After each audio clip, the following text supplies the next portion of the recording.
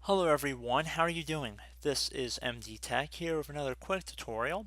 In today's tutorial, I'm going to show you guys how to change the date and time on your Android phone.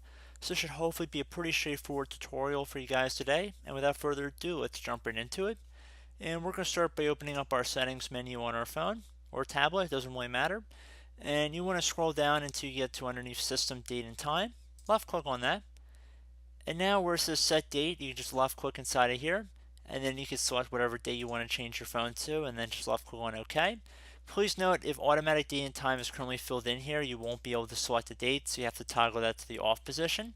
And once you've toggled it off, you can also change the time in the same fashion you change the date. And it's pretty easy to change the time in here as well. So I do have this brief tutorial, was able to help you guys out. And as always, thank you for watching, and I look forward to catching you all in the next tutorial. Goodbye.